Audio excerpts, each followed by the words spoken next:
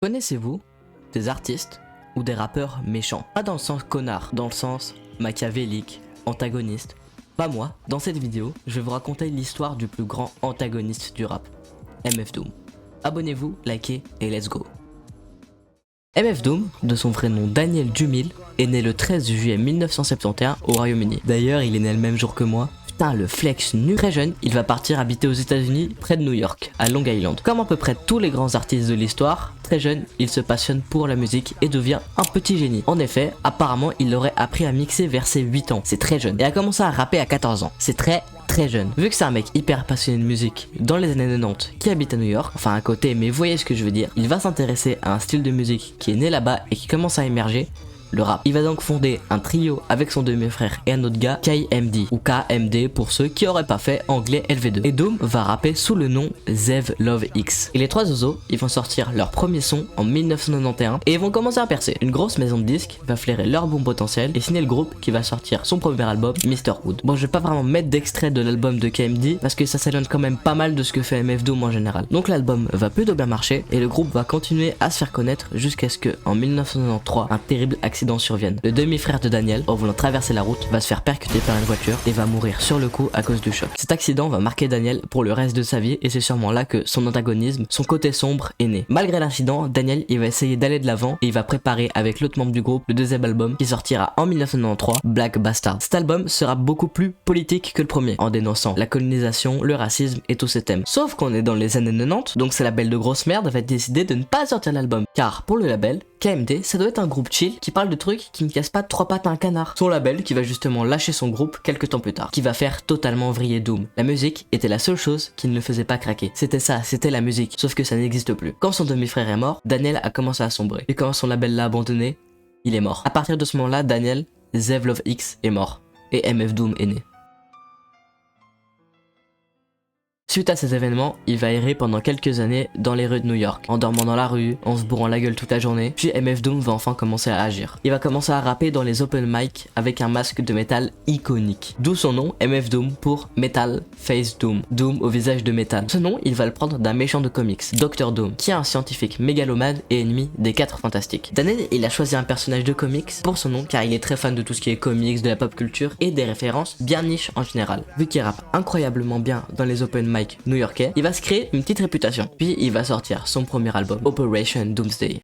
Bon, je suis content parce que j'ai enfin fini le build-up pour la naissance de MF Doom, donc maintenant je vais pouvoir vraiment parler de sa musique. Donc, Operation Doomsday est un album sorti en 1999. La cover est un dessin de style comics de MF Doom, c'est logique, et elle est très belle, je vais pas vous mentir. J'aime beaucoup ce style que Doom va mettre dans tous ses albums, que ce soit visuel ou même avec les musiques. En effet, il adore dans des morceaux entiers, en fin de morceau ou en début de morceau, d'utiliser des vieux audios de dessins animés de super-héros en rajoutant une instru au-dessus. My servants began to forge what was to become the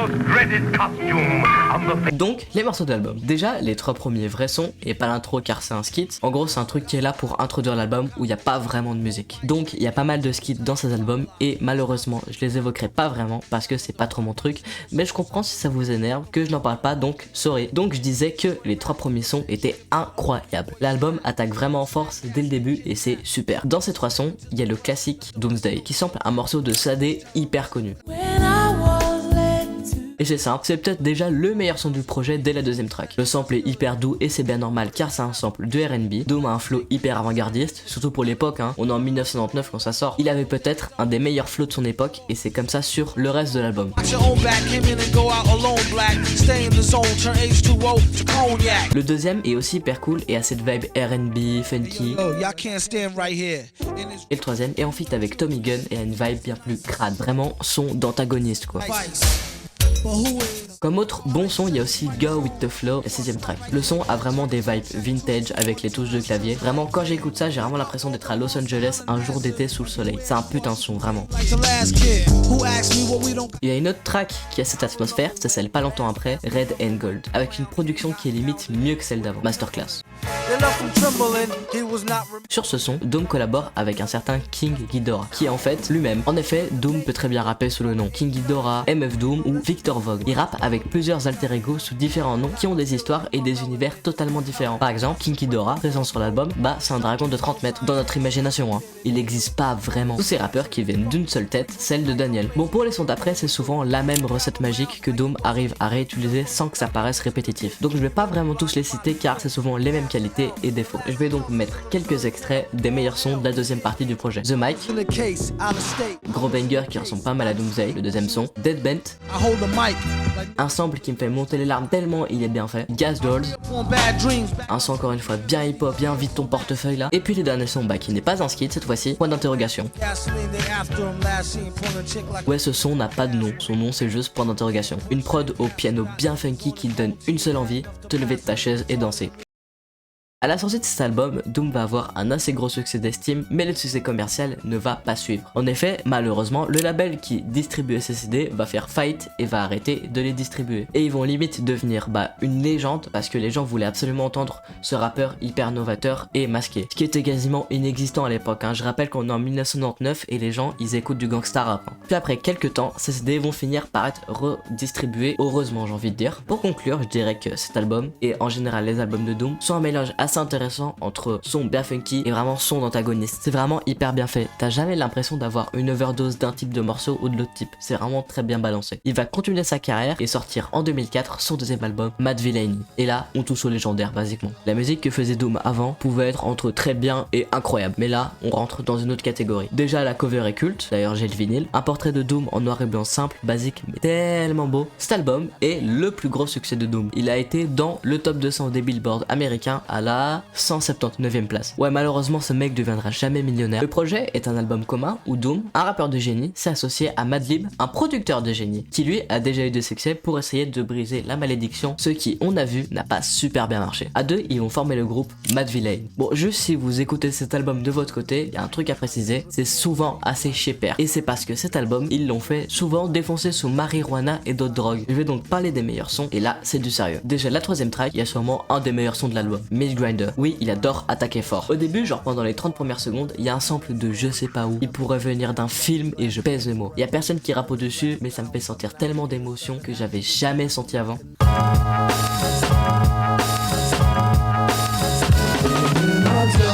Puis Doom commence à rapper avec un flow comme je disais plus tôt avec d'autres sons, il y a vraiment un côté crade et sombre en fond. Il y a une sorte d'instrument que je ne connais pas vraiment, je vous avoue, mais qui rajoute vraiment de la chaleur au morceau. Un autre son banger, c'est Red, je sais pas comment ça se dit, qui est en feat avec Med. C'est simple, c'est un très bon morceau. Et surtout le sample en particulier, qui sample un super morceau, un classique, Nardis de Bill Evans. Non vraiment, si vous ne connaissez pas ce morceau, allez l'écouter car c'est vraiment un super morceau. Et puis Doom rappe incroyablement bien quoi. Il y a aussi un son où Madlib, le beatmaker, rappe America Most Blunted. C'est de nouveau un des sons bien hip hop là. Surtout que Madlib, qui rappe sous le nom Quasimodo, rajoute vraiment un truc en rapport avec une voix pitchée plus aiguë. C'est spécial, mais moi j'aime bien. Ensuite, Fancy Clown. Le sample sûrement trouvé dans un vinyle bien sombre par Madlib est extraordinaire et me donne personnellement vraiment la bonne humeur. Un son qui est en feat avec Victor Vaughn, un des autres alter ego de Doom. Oui, vous allez vraiment commencer à croire que ce mec est bipolaire, mais non, je vous jure. Un des derniers sons dont je vais parler et qui est aussi un des derniers sons d'album, c'est All Caps. C'est juste un des sons les plus connus de MF Doom. Bon, je vais pas donner les points négatifs parce qu'il y en a pas, les points positifs parce que je vais me répéter, je vais juste vous montrer ce son qui est incroyable et ce clip qui est incroyable. Pour finir, je vais parler de l'outro de cet album, Rhinestone Cowboy. Un sample qui a l'air et qui doit sûrement provenir d'un vieux film des années 60 qui donne un côté bien cinématique et coucher de soleil à la musique. Et en plus, Doom rappe super bien avec son flow MF Doom, donc vraiment super son et super outro pour un énorme album, un giga classique. Bon, pour finir, je vais parler d'un dernier album de MF Doom, un de ses meilleurs albums là aussi, et qui est assez spécial, Food. La chose qui rend cet album spécial, c'est que c'est un album sur la bouffe. Chaque son a un nom de bouffe. La majorité des phrases parlent de bouffe. Il fait des métaphores avec la bouffe. Par exemple, il compare les rappeurs mainstream à de la malbouffe. Non, vraiment, c'est un album de bouffe. La cover est magnifique, dans la même lignée que Operation Doomsday. Non, vraiment, très belle cover. On va donc pouvoir passer à la dégustation de cet album. Ouais bon, pas sûr de cette vanne. Dans cet album, je sais que c'est pas des sons dans l'ordre ou même qui sont surcotés, mais j'en ai rien à foutre. Il y a 3 sons que je dois évoquer. Hoe Cake, One Beer et Rap Knishes Stitches. Ouais, désolé pour la prononciation, je suis vraiment une merde. Ces 3 sons sont peut-être les plus grands sons de la carrière d'MF Doom. Les 3 sur le même album. À eux 3, ils représentent 900 millions de streams. Je vais donc analyser ces 3 sons. Déjà, Hoe Cake, la deuxième track du morceau. Bah, c'est un top carrière et c'est pour moi un des meilleurs sons de MF Doom. Dès que j'écoute, bah ça me donne envie de sourire. Et puis il y a une sorte de sample de beatbox au début, ça peut paraître bizarre, mais dès que l'instru arrive, c'est incroyable. Il y a des sons qui disent que ce son est surcoté, mais moi, je les emmerde. Avec tout le respect. Un peu plus tard, il y a le deuxième gros son d'album, One Beer, One Beer. Et là, c'est trop pour moi. Je le dis, c'est le meilleur son de MF Doom de toute sa carrière, sans débat. Il a jamais aussi bien rappé sur le meilleur sample de sa carrière, qui est iconique. Qui est d'ailleurs un sample de Cortex, 18 octobre 1900, je sais plus combien, qui est un super morceau. Allez l'écouter aussi si vous avez le temps.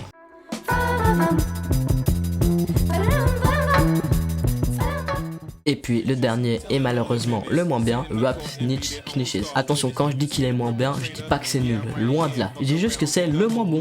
Genre les autres c'est 9 voire même 10 sur 10 et lui c'est 8,5 sur 10 quoi. Le morceau sample un son de David Matthew et un feat avec Mr Fantastic qui est d'ailleurs, pour ceux qui connaissent vite fait, un des rappeurs les plus mystérieux que je connaisse. Genre le mec il apparaît une fois sur un seul album de toute sa carrière. Mais les deux rappent très bien, donc bah c'est un très bon son. Et puis pour finir, Con Queso, une intro film de la Century Fox, et puis un sample bien funky qui bounce bien là comme on les aime. Et puis je le dis tout le temps, mais Doom rappe trop bien. J'ai donc fini de déguster cet album, toujours pas sûr pour la vanne, et je tiens à dire bah que pour moi c'est le meilleur album de MF Doom. Et que si vous voulez vous introduire dans son univers mais que vous savez pas quoi écouter comme premier album, écoutez bah cet album, ce classique, le meilleur album de MF Doom selon moi. En 2020, le 31 octobre, la femme de Daniel va annoncer sur les réseaux que son mari, MF Doom, est décédé à cause d'une mauvaise réaction à un médicament. À sa mort, toute l'industrie va lui rendre hommage. Rendre hommage à un des plus grands rappeurs de tous les temps. Doom n'était pas connu pour ses immenses chiffres de vente, mais juste pour sa bonne musique. Il voulait se venger de l'industrie en devenant son plus grand antagoniste, mais comme dans tous les comics, le méchant perd à la fin. RIP MF Doom, RIP Daniel Dumil. Au revoir.